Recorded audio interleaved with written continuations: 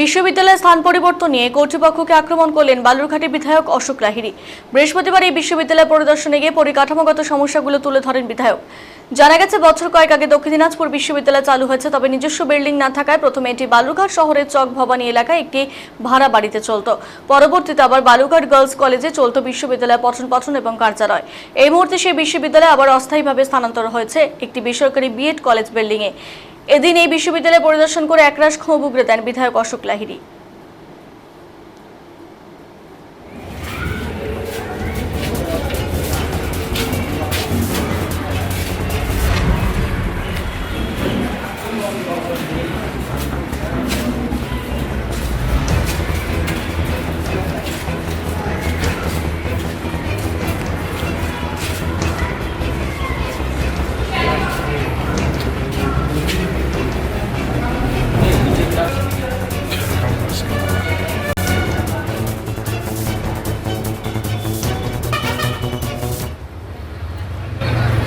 নমস্কার। আজকে দক্ষিণ দিনাজপুর বিশ্ববিদ্যালয় ওটা তো এই কি যে মর্মান্তিক অবস্থা। অনেক বিশ্ববিদ্যালয় দেখেছি, নালন্দা বিশ্ববিদ্যালয় দেখেছি, নতুন যেটা হয়েছে তার স্মৃতিসৌধ। এখানে বালুরঘাট বিএড কলেজে একটা উদ্বাস্তু শিবিরের মতোই স্থান দিয়েছে। তা আমি বুঝি না, হাতির বাচ্চা হতে 18 মাস লাগে। এখানে বিশ্ববিদ্যালয়ে জন্ম দিতে 5 বছর 6 বছরের ওপর লেগে গেল। তার না আছে মাস্টার, না আছে স্টাফ, না আছে বাড়ি, না আছে লাইব্রেরি।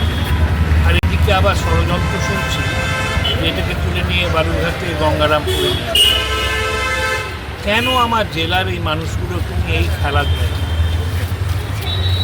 খেলামেলা হচ্ছে? বিশ্ববিদ্যালয়ে যেটুকু আমি জানি, আমি বেশি লেখাপড়া জানি না, সিরিয়াস। এখানে যে দেখলাম খেলা হচ্ছে, আমি করজোড়ে আমার জেলার অধিবাসীদের জন্য, পশ্চিমবঙ্গের মানুষের জন্য অনুরোধ করব, এর একটা বিহিত করব। এখানে আমরা বিএড কলেজের জন্য তাদের খুব কৃতজ্ঞ যে ওরা স্থান দিয়েছে।